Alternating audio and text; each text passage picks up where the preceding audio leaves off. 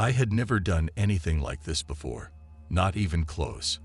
I had my troubles as a younger man, but that was a long time ago. Some, if not most of those troubles were certainly against the law, but this was not like that. This was something different, something I'd never felt before, something new. While not exactly a happy day, I welcomed the change. Although change falls painfully short of doing the situation any real justice, I think destroy sums it up a little better, because that is exactly what I've done. Destroyed everything.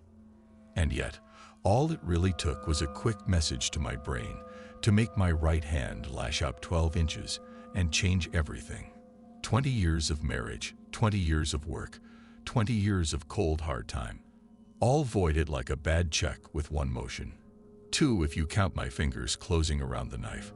And with those simple movements, I didn't just stab that fucking weasel, Devin. I stabbed my wife, my career, my parents, my children, even my next-door neighbor who depends on me to keep his lawn and garden in order ever since his elderly body stopped letting him do it himself. I may have even stabbed myself, but it didn't feel that way. At least not just then. In that moment, it felt to me as if the only thing I had destroyed was the cage I had been in for years. Years enough to forget there was a cage at all. I know the worst is surely yet to come, but not yet.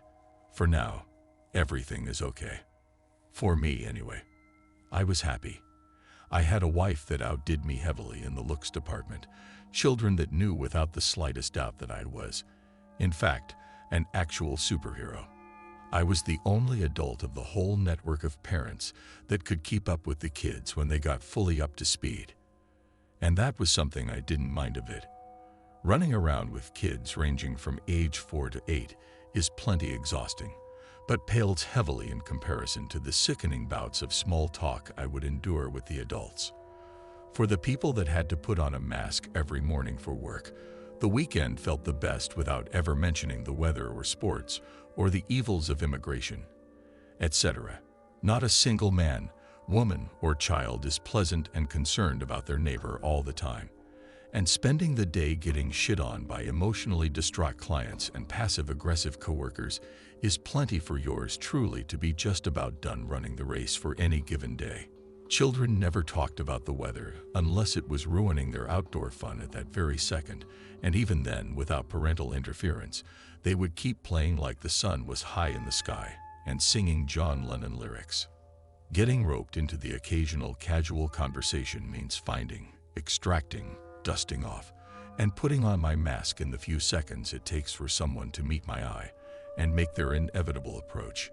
Unless, of course, I have an appointment, time to prepare my pleasant ruse of humanity. That's when I drive the point home. The point is, I am just a normal person with normal person problems. I've always spent a large percentage of my time trying to remain invisible via rigid conformity and the path of the absolute least resistance. That means vague opinions and agreements, properly placed head nods, and disbelieving guffaws when any given good buddy's story happens to have a surprise ending, or particularly heinous injustice like getting caught in traffic or held up on the runway before a flight to Cabo. I can understand where anyone is coming from and offer simulated empathy for their misfortune or justification for their wrongdoings. As long as each smile or pat on the back brings the exit door a few inches closer, I can be seen. Very charming. Devin fucking Ambrose, the shit-headed and charming catalyst for my tale of vengeance and growth. Even now, as I drive aimlessly, contemplating my next move, I can smell his blood drying on my shirt, and it pulls me out of my satisfied euphoria, reminding me of the daunting choice ahead of me. Deciding whether to drive my car off the nearest bridge or donning my old mask and trying to make things right. However the fuck one does that in a situation like this. Oh, Devin, how he will be missed. The Employee of the Month wall will be lonely for a while, sure.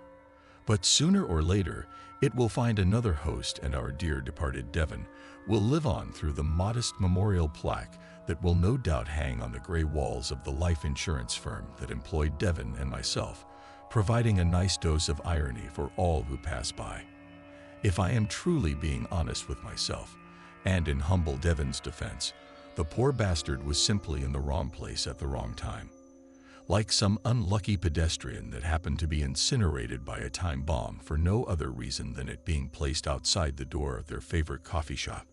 He was a true blue passive-aggressive prick, don't get me wrong. But that doesn't make him much different than most coworkers in such a humanitarian line of work. Certainly not enough so that he deserved to be the sole casualty in my mental explosion. Thinking back to those few hours ago, it's now crystal clear to me that it could just as easily have been Marty in reception, or Jim from HR. Devon just happened to be the one that made an innocent comment about my showing up to the break room at 8:04 a.m. instead of at the scheduled time of 8 a.m. sharp, and he happened to make that fateful comment the very moment I brandished the butter knife that I planned to use to butter some toast as a late breakfast. It seemed whoever was working the controls in my head this morning decided that plan needed changing once Devon opened his coffee-tainted mouth and instead planted the dull little knife in his eye socket. It was when I pulled the knife out, splattering myself in the ichor of his popped eyeball, and what was probably bloody bits of gray brain matter, I'm no expert, that a scream rang out from the doorway of the break room, instinctively causing me to drop the knife onto the table behind me in the break room. Cindy, a fellow insurance agent who just happened to have lunch with our newly, dearly departed on most days, and occupied the cubicle directly next to his, was passing the break room at the same moment his leaking body collapsed to the floor. She looked at me, my face splattered with gore, and trying to think of something to say to justify the grisly scene. I could see in her eyes that she either didn't recognize me after 10 years of working together. Either that or she couldn't quite accept what she was seeing. The most pleasant and content of her coworkers standing over the twitching, laid-out body of someone she was quite fond of. Before recognition twinkled in her eyes, some primal part of her instinctively made her pick up the bloodied knife from the table where it fell before starting into the room to offer aid to her fallen friend. I put my hands out in front of me in a universal sign of surrender and started to reason with her. I stammered out something that boiled down to sin. This isn't what it looks like, but luckily for both of us, she appeared to have changed her mind after she got a closer look at how dead her lunch buddy really was and ran out of the room.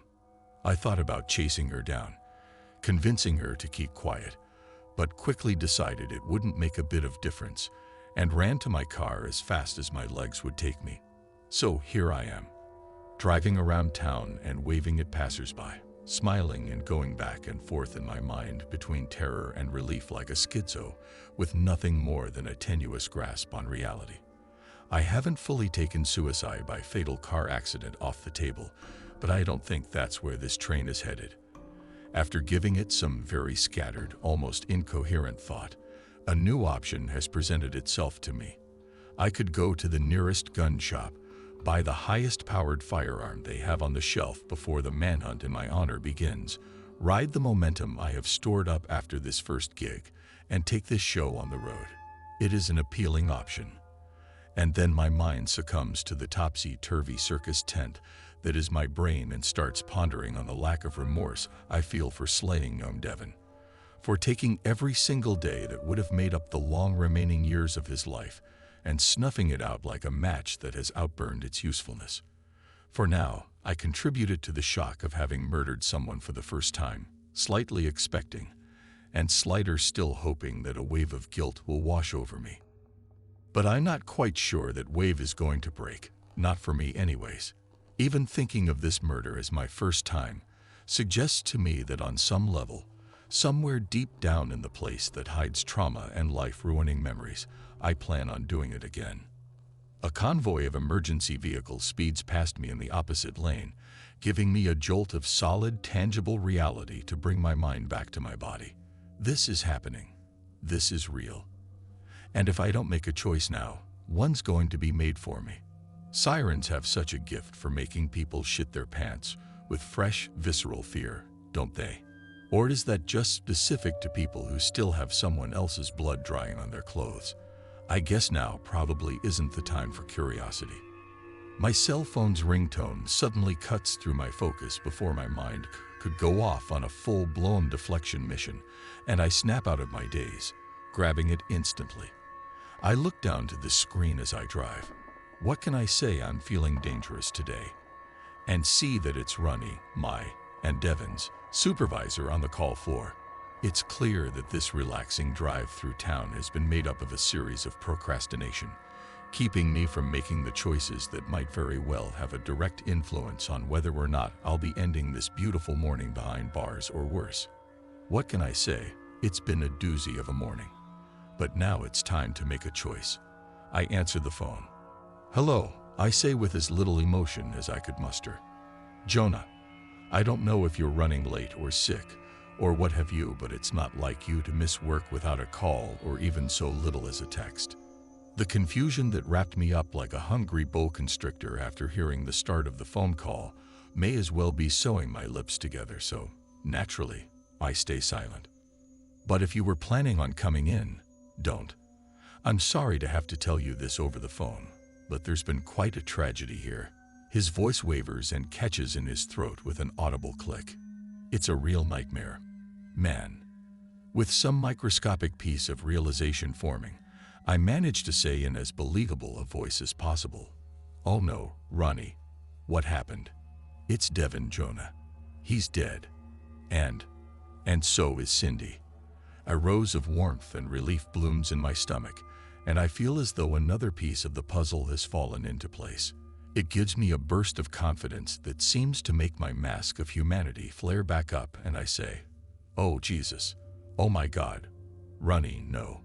What happened?" I even managed to get my voice to break a little, and added a little moisture to the words, as if my sinuses had filled up with the urge to weep for my fallen friends. In the voice of a man that has already worked an 8-hour shift in the first 60 minutes of the day, he says, "The police have only just started to investigate, but they're saying it looks like Cindy killed Devin and immediately ran out of the building, distraught over what she'd done. She sure must have been, because she ran right out into the parking lot and into the path of the number 16 bus that runs through the city. They found a butter knife in her pocket that police say was most likely what killed Devin." Tingling with excitement now, I pull the car off the street and park in a patch of grass near the road, hazard lights flashing for safety. "How is that possible, Ronnie? They were best friends. Hell, we all thought they were more than just friends, didn't we?" I say, further cementing in his mind my shock and surprise at this ghastly tragedy. "The police are saying that most likely had something to do with it. Maybe there had been some trouble in paradise and things had gotten out of hand. A crime of passion, they're saying. And it certainly was. I don't know, Jonah. It's just after 9 a.m. and I'm already exhausted. Anyways, we're closed up for the day on account of the entire police force stomping through the building." Then he adds as an afterthought, "And out of respect, I suppose. Of course, boss. You hang in there. I'm really sorry you had to go through all that," I say, which absolutely sounds like a bit much even to me, but adrenaline is seeping into my words, so I hang up the phone before he has a chance to offer me the same empty condolence that I gave him. I'm almost ashamed to admit this last part, but my first thought upon hanging up the phone was one of relief at the fact that not only would I most likely end the day as a man both free and breathing, but I'd also get paid for it. As far as first impressions go, I must say this one wasn't so bad.